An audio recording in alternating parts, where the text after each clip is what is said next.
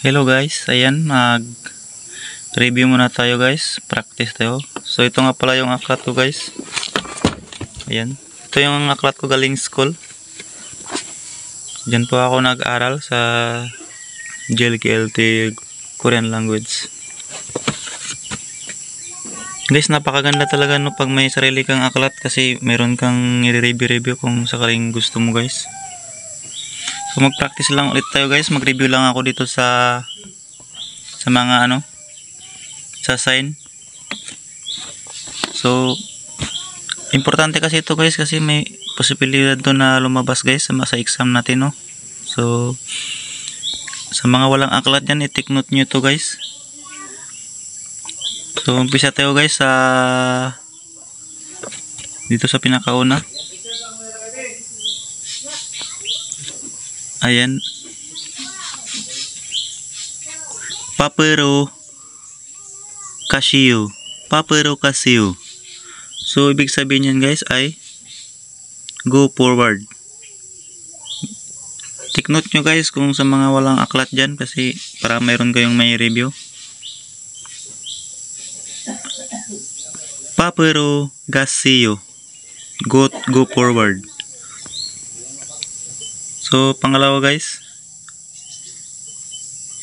duiro gasiyo, duiro gasiyo, duiro gasiyo, go backward.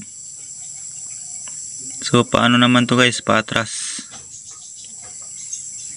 Dito guys sa susunod,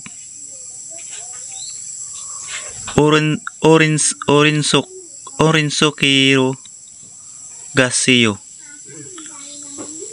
go right. Ayan, ito naman guys ay turn sa sa pakanan. Ayan guys, take note nyo guys.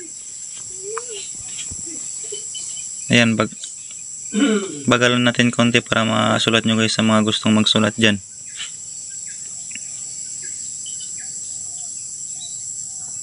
Ayan, sunod tayo guys dito sa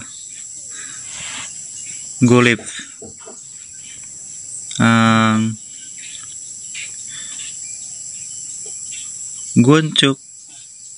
Gunchuguro gaseyo, gunchuguro goseyo. Ito naman guys ay go to left. Guys, guys, screenshot nyo na lang or di kaya isulat nyo. Then sunod nito natin guys, ito yung sugo up.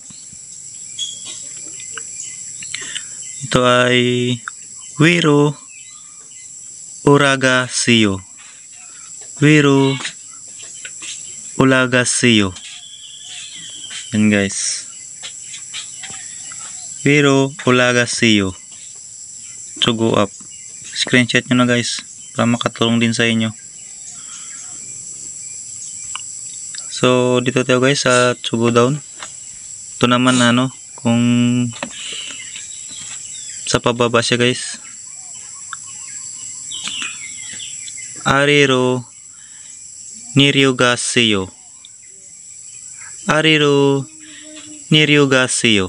So ibig sabihin guys ay sugo down. Yan guys,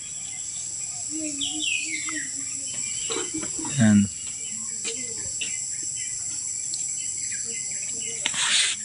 Si mga importante lang kasi guys, ito yung nire-review ko no. So nyo na lang guys, screenshot para tapos isulat nyo sa papel guys sa mga nag-self study dyan. Kasi para meron kayong para maano to guys, kasi importante rin to yung mga sign na ganito. Yun na lang guys.